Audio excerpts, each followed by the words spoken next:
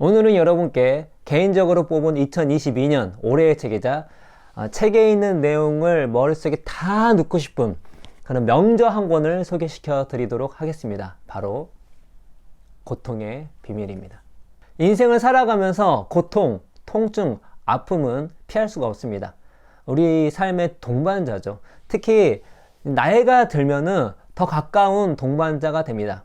그런데 우리가 이렇게 피할 수도 없고 그리고 인생의 동반자이고 특히 나이가 들수록 더 친해지는 이런 고통과 통증에 대해서 제대로 알고 있는 것일까요? 저는 이 고통의 비밀을 통해서 제가 지금까지 알고 있었던 고통과 통증이 잘못된 것이었구나, 오해하고 있었구나 라는 것을 알게 됐습니다. 그래서 이 책은 우리에게 고통과 통증의 본질에 대해서 알려주는 것이고요. 더 나아가서 이 고통과 통증에 대해서 내 자신이 이런 통증을 완화시킬 수 있는 방법이 너무너무 많구나. 내가 할 수 있는 것이 많이 있구나. 그래서 앞으로 어쩔 수 없이 이 고통과 통증은 나와 함께 할 것인데, 이 친구들을 내가 좀 잘 다스릴 수도 있겠구나. 좀 완화시킬 수도 있겠구나. 물론 의사 선생님이 있고 좋은 약이 있겠지만 내가 할 수 있는 것이 생각보다 많구나 라는 것을 알게 됐습니다. 이 책은 통증의 거의 모든 것을 담은 책이기도 하지만 오늘은 통증의 본질과 또 통증을 어떻게 완화시킬 수 있는지에 대한 이야기를 한번 나눠볼 텐데, 특별히 이 책을 읽는 것만으로도 통증이 완화될 수도 있습니다. 과학적으로 설명된 사실입니다. 그 내용에 대해서도 뒷부분에 한번 말씀을 드릴 텐데, 이런 책은 저자가 중요하죠. 이 저자는 몬티 라이언 박사님이신데요, 옥스퍼드 대학교 소속 연구원이자 의사입니다. 이분의 전작이 뭐냐면 피부는 인생이다. 제가 한번 소개시켜 드렸죠. 그 책을 통해서 저는 진짜 피부에 대한 이해가 많이 높아졌거든요. 근데 이분이 무슨 상을 타셨냐면 2020년 영국 왕립의학협회 통증 분야 논문상 수상. 2020년 영국 왕립의학협회 통증 분야 논문상 수상. 다시 말해서 이분 이제 전문 작가이기도 하고 또 본인이 의사이기도 하면서 이미 권위 있는 곳에서 논문상을 받으셨습니다. 뭘로? 고통, 통증에 대해서. 그래서 이 책은 그 누구보다도 보증할 수 있는 책이다. 작가분이 대단하신 분이다. 그래서 어느 누구도 다 읽으시면 좋다. 믿을만하다. 그리고 이 책 뒤에 보시면 이분이 이제 이 책 내용을 담기 위해서 봤던 레퍼런스가 쭉 나와 있습니다. 물론 이제 일반 독자분들 같은 경우에는 막 레퍼런스까지 찾아보시지 않겠지만 전 이 책이 그냥 대국민 필독서였으면 좋겠거든요. 왜냐면 다 아프니까 다 읽었으면 좋겠어요. 또 나만 아픈 게 아니라 주변에 아픈 사람 많이 있잖아요. 그렇죠? 특히 이 책은 만성 통증에 시달리신 분들한테 엄청나게 좋은 책입니다. 특히 그래서 저는 이런 통증과 관련된 일하시는 분들, 뭐 의사, 간호사 분들, 물리치료사 분들, 더 나아가서 트레이너, 뭐 재활 이런 하신 분들 다 읽어보셨으면 좋겠어요. 그러면 그분들이 이런 환자분들이나 아니면 오시는 그런 분들에게 정말 통증을 완화시킬 수 있는 정말 다양한 솔루션을 낼 수 있을 거라 듭니다. 자, 이제 우리가 첫 번째 통증의 본질에 대해서 이제 알아야 되는데요. 책에서는 이렇게 나와 있습니다. 통증이 얼마나 복잡한지는 아주 명백하다. 하지만 과학적으로 왜 그런지는 아주 단순하다. 그 단순한 사실에 우리의 인생을 바꿀 만한 진실이 담겨 있다. 이제 그 진실을 만나볼 차례다. 통증은 우리 몸을 보호하기 위한 반응이다라는 말은 통증의 정의가 아니라 통증에 관한 절대적 진실이다. 이 책에 등장하는 수많은 연구 결과와 인터뷰가 말해주는 진실이며, 통증이 왜 그토록 이상하고 변덕스러운지, 왜 상처가 치유되고도 통증이 지속되는 경우가 많은지를 설명한다. 통증이 손상의 직접적인 척도라는 생각에만 머문다면 우리는 통증의 이런 측면을 절대 이해할 수 없다. 통증은 몸을 보호하기 위한 반응이며 반드시 조직 손상에 대한 정확한 정보를 제공하는 것은 아니라는 점을 이해하는 것이 몸과 마음을 치유하는 첫 번째 단계다. 자, 통증의 본질이 뭐라고요? 우리 대부분은 또 많은 한동안 의학계에서는 어떻게 통증을 이해하고 있었냐면 통증은 조직이 손상되는 척도라고 했습니다. 그러니까 이 몸의 조직이 많이 다치면 거기 상응하게 아픈 거예요. 근데 조직이 손상이 없으면 어떻죠? 아프지 않는 것입니다. 그래서 조사를 했는데 조직이 손상이 없어요. 근데 이 사람이 아프다 그래. 그러면 어떻게 하죠? 꾀병이거나 정신적인 문제구나 라는 생각을 하게 된 것입니다. 왜? 조직이 손상이 없는 것이니까. 그런데 이 통증, 고통에 대해서 계속 연구하고 어떤 그 결과들이 나오면서 그 종합해 봤더니 통증은 조직의 손상의 척도를 나타내는 것이 아니라 몸을 보호하는 반응일 뿐만 아니라 이 고통은 철저하게 뇌가 만들어낸 것이다 라는 것을 알게 되는 것입니다. 이런 통증에 대한 진실, 본질을 통해서 정말 많은 것들을 이제 알게 되는 것입니다. 예를 들어서 앞분 잠깐 언급했듯이 조직의 손상이 없어. 근데 고통을 느껴. 왜? 당연한 것입니다. 왜?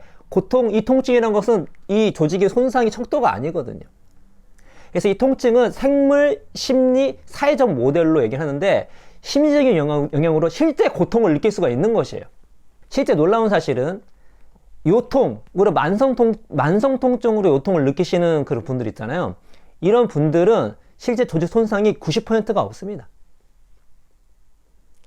그러니까 조직 손상이 없는데 요통이 있는 거야. 근데 만성적으로 있는 거야.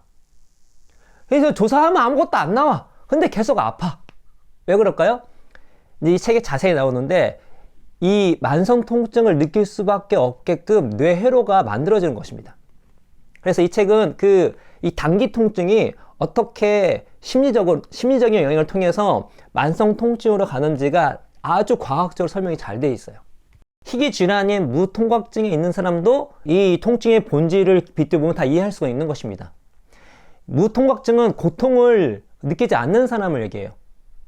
어떨 때 조직의 손상이 있지만. 근데 이 고통이라 하는 건 뭐라고 말씀드렸죠? 몸을 보호하는 반응이에요. 그래서 무통각증, 이 몸이 다쳐도 조직이 손상돼도 아프지 않아요. 되게 좋을 것 같잖아요.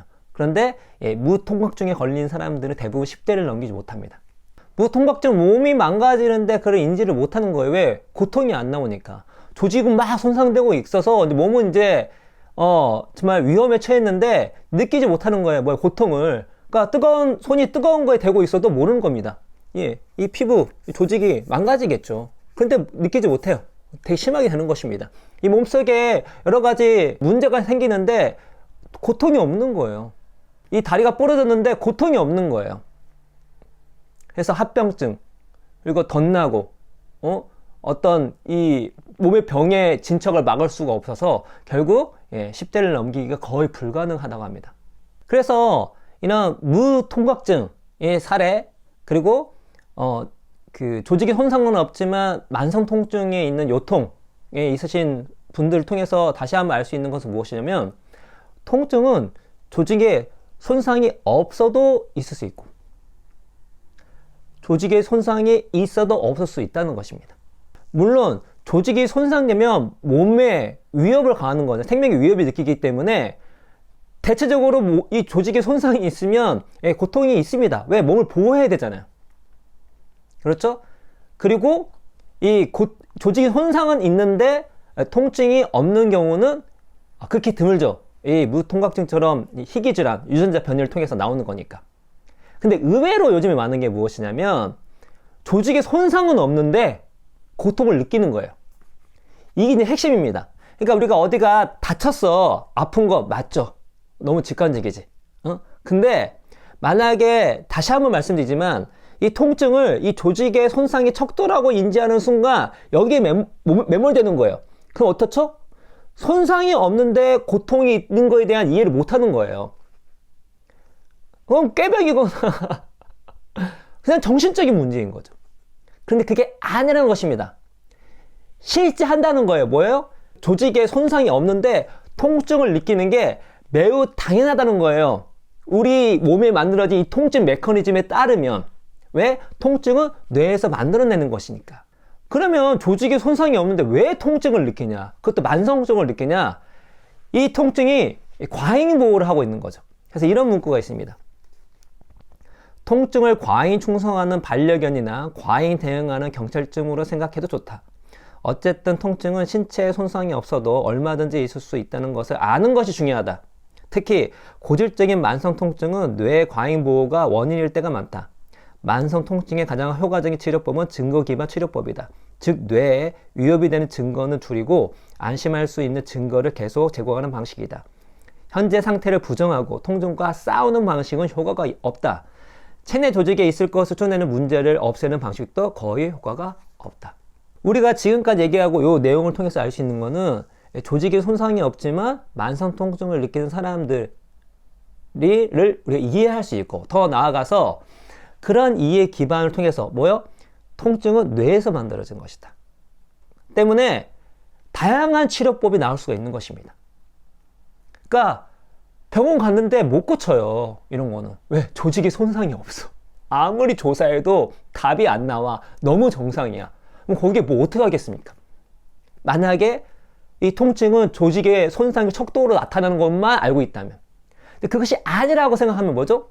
아, 이 뇌 회로가 잘못됐구나. 만성 통증을 야기하게끔 뇌가 변해 있구나. 그러면 이 뇌의 그 배선을 바꿔보는 방식으로.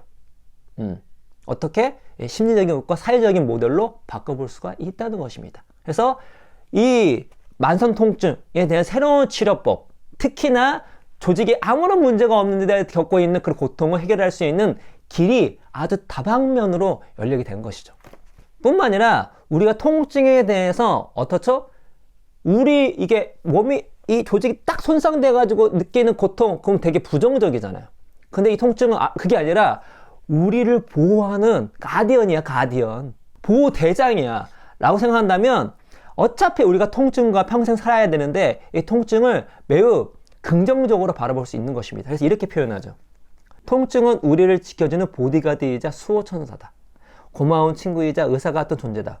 통증으로 삶이 힘들 때조차 통증은 항상 우리 몸을 지켜주기 위해 존재한다는 것을 정확히 아는 것이 만성 통증과 함께 살아가는, 나아가 줄이거나 없앨 수 있는 첫걸음이다.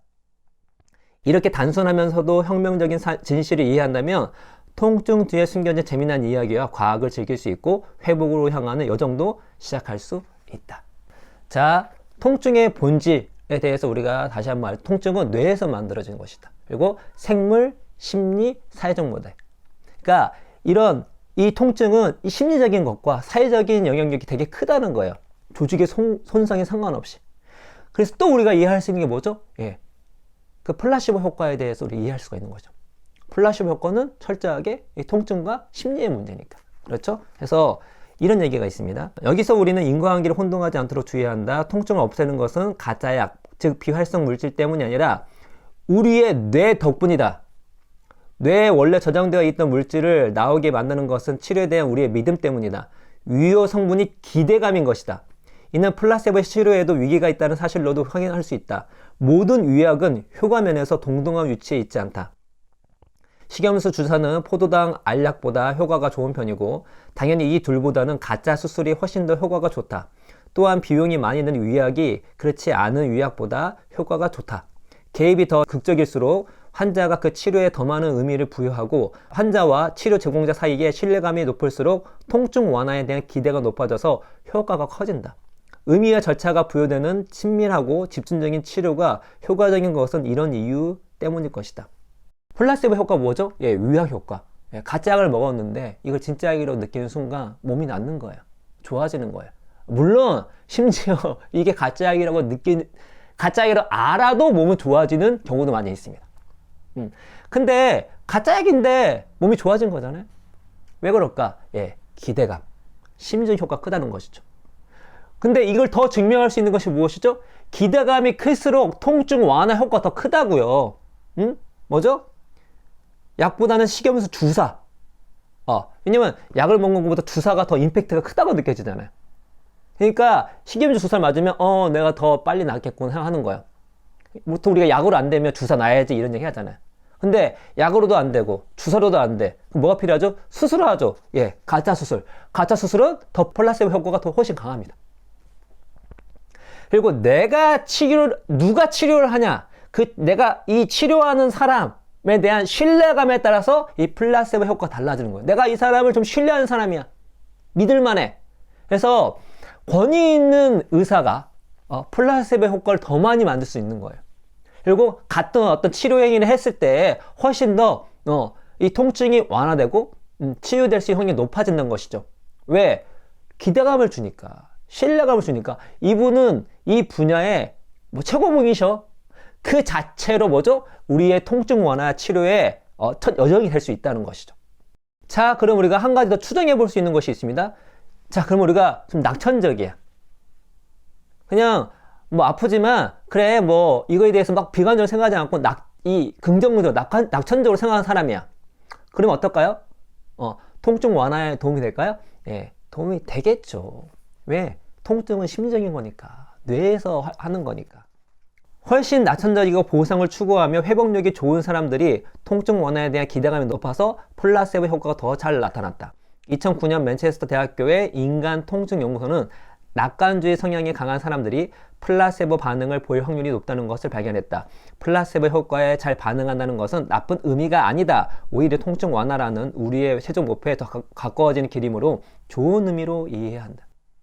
자, 그럼 그 반대, 노세보 효과는 어떻게 될까요? 노세보 효과는 어떤 약이나 치료에 대한 부정적인 예상 때문에 치료 효과가 부정적으로 나타나는 현상을 말한다. 노세보 효과는 윤리적인 이유로 연구 승인을 받기 어렵지만 우리 주변에서 쉽게 찾아볼 수 있다. 임상시험에서 환자들에게 진짜 약을 주고 부작용에 관해 설명해 주었을 때만 부작용이 나타나는 것도 노세보 효과라 할 수 있다. 2020년 말 발표된 한 연구 결과에 따르면 고지혈증 치료제인 스타틴을 먹고 부작용을 겪은 사람들은 90%가 노세보 효과 때문으로 밝혀졌다. 다시 말해서 우리가 통증에 대해서 어떻게 생각하냐, 물론 그냥 평소에 살아갈 때도 얼마나 낙천적이고 낙관적으로 살아가냐가 통증 영향을 미치는데, 여러분이 아파요, 치료를 받고 있어 할 때 그냥 부정적으로 생각하는 거예요. 아, 이거 효과가 없을 것 같은데, 부작용이 너무 심한 거 아니야? 그러면 노세보 효과가 발생할 수도 있다는 것입니다. 좋지 않은 거예요. 그런데 나 이 약 먹고 아니면 이 치료하고 하면 나아질 거야. 우리 선생님 능력 있어. 그리고 내가 내 몸이 이걸 잘 이겨낼 수 있어. 라는 긍정적인 마음, 낙천적인 마음이 있으면 뭐죠? 예, 플라세보 효과를 더 많이 누릴 수 있다는 것입니다. 왜요? 통증이 완화될 때 우리는 치료를 더 잘할 수가 있는 것이거든요. 아픈 것보다 좀 덜 아픈 게 더 잘 이겨낼 수 있는 것이잖아요. 근데 그거를 어디서 뇌에서 만든다. 뇌에서 예, 기대감, 낙관적일수록 예, 플라세보 효과를 더 많이 볼 수 있기 때문에, 어떤 거? 실제 치유도 잘 되지만 통증 완화에도 도움이 되기 때문에. 자, 또 이 심리적인 게 얼마나, 특히 부정적인 심리가 얼마나 안 좋은지 볼까요? 통증에 불안감이나 부정적인 감정은 단기 통증을 악화시키는 정도에 그치지 않고 만성 통증으로 이어지게 하며 나아가 통증과 괴로움을 예측하도록 뇌회로를 재구성한다. 그러니까 만성 통증으로 가는 여러 가지 이제 그 메커니즘이 있는데, 그 중에 하나가 이런 심리적인 거, 부정적인 생각 때문에 이 단기 통증이 잘 나아지 않을 것 같은데, 이게 계속될 것 같은데, 이거 내 평생 따라갈 것 같은데, 그런 것들을 진행 과정에서 느끼게 되면 자기 실현적 예언이 된다는 것이에요. 뇌가 그렇게 배선이 되는 것입니다. 그래서 조직은 회복이 됐어. 근데 뇌 회로가 아직 통증을 느끼는 회로로 그냥 굳혀진 거예요. 그래서 내가 이 단기 통증을 야기했던 어떤 그런 충격이나 그런 생활 습관이나 어떤 그런 그 기억을 떠올리는 것도 있잖아요. 그 조직은 손상이 안 되는데 그런 행동이나 그런 반응이나 그런 비슷한 경험들 하게 되면 아픈 거예요, 갑자기. 허리가 아파.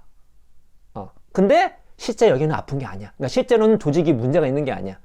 뇌에서 예를 들어서 약간 딱 부딪혔어. 조직이 손상은 없어. 근데 막 허리가 아픈 거예요. 왜요? 뇌가 그렇게 설계가 돼버린 것입니다.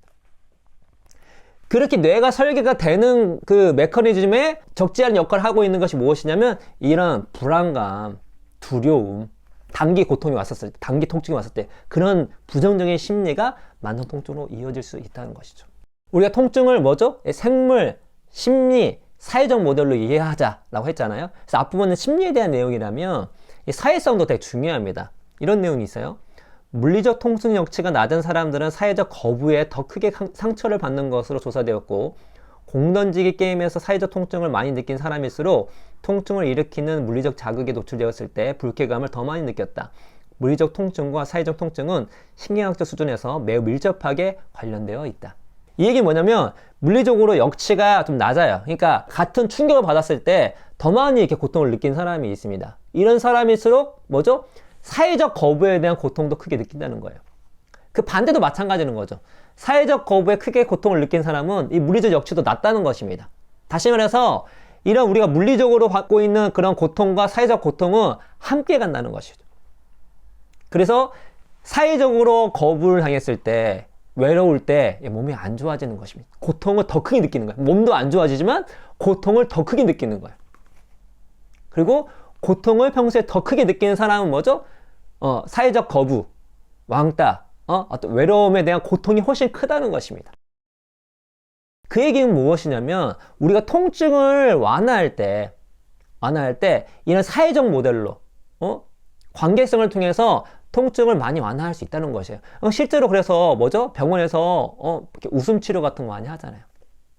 실제로 웃음에 대한 연구를 보면은 우리는 혼자 있을 때 잘 웃지 않습니다. 함께 있을 때 거의 30배 이상 더 많이 웃는다고 합니다.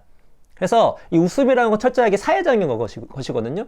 그래서 사회적으로 같이 웃음을 했을 때 통증을 완화할 수 있는 것이고, 날 보호해주고 지지해주고 함께하는 그런 가족들, 친구들, 우정 있는 친구들 있었을 때 우리가 통증 완화에 기여를 할 수가 있다는 것이죠. 그것이 그냥 우리가 함께 있으면 괜찮아, 아픔을 나눌 수 있어, 그게 아니라 실제로 그렇다는 거예요. 아픔을 나눌 수 있는 것입니다. 물론 아픔을 나눠서 내가 막 아픈 건 아니지만 그 아픈 친구, 아픈 가족의 그 아픔을, 통증을 완화시킬 수 있는 것이에요. 우정과 사랑으로, 신뢰로. 결국 우리가 통증의 본질에 대한 깊은 이해가 필요한 이유는 무엇이죠? 통증의 본질을 이해할 때 우리가 통증 완화를 잘 시킬 수 있다는 것입니다. 그래서 현대 통증과학은 모순되는 증거들과 상충하는 이해관계에 불구하고 지난 수십 년간 비약적으로 발전하여 통증이 우리 몸을 보호하기 위한 반응이라는 부인할 수 없는 진실을 발견하였고, 이 진실은 통증과 관련된 혁명의 토대를 이루고 있다. 이런 사실을 올바로 이해한다면 궁극적으로 통증 완화에도 도움이 될 것이다. 나는 이 책을 쓰는 동안 겸손하고 열린 자세로 건강과 과학적 회의론과 균형을 맞추고자 노력했다. 독자들도 그런 관점으로 이 책을 읽어주기를 바란다. 되게 흥미로운 사실은 무엇이냐면요, 우리가 통증의 본질을 이해하면서 다양하게 통증을 완화할 수 있는 방법론을 배울 수도 있지만, 이 통증의 본질을 이해하는 그 자체가 통증 완화에 도움이 된다는 것입니다. 다시 한번 말씀드릴게요. 우리가 통증의 본질을 이해하게 되면서 그래, 이 통증이라는 건 뇌에 만드는 것이고 몸을 보호하는 반응인 것이고 조직 손상의 척도가 아닌 것이며 생물, 심리, 사회적 모델로 이해했을 때 생각보다 다양한 방법으로 통증을 우리가 관리하고 치유할 수 있겠구나 라는 것도 있지만, 이런 사실을 아는 그 자체가 통증 완화에 도움이 된다고요. 자, 한번 읽어드릴게요. 최근 몇 년간 데이비드 버틀러와 로리머 로슬리의 통증 교육의 효과를 평가하는 무작위 대조 연구가 여러 차례 이루어졌다. 연구마다 특징과 결과는 조금씩 차이가 있지만 한 가지 결론은 확실히 보인다. 통증 교육 프로그램은 통증에 관한 지식을 늘려주고 움직임과 관련된 두려움을 줄여주며 사회활동에 더 적극적으로 참여하게 하고 당연히 통증도 완화시켰다. 특히 그 효과가 장기적으로 이어졌다는 점은 주목할 만하다. 1년 뒤 확인한 후속 연구 결과에서도 통증에 관한 생물학적 지식은 통증 강도 감소와 관련성이 높았다. 뭐죠? 통증에 대해서 제대로 이해하는 것만으로 뭐죠? 통증 완화에 기여를 하게 되는데 그것이 장기적이라는 것이죠. 그래서 제가 이 책만 읽어도 통증이 완화될 수도 있습니다, 완화될 가능성이 있습니다 라는 것이 허언이 아닌 것입니다. 과학적 근거를 통해서 얘기할 수 있는 것이죠. 그래서 인생, 우리는 고통, 통증, 아픔 피할 수 없다고 말씀드렸습니다.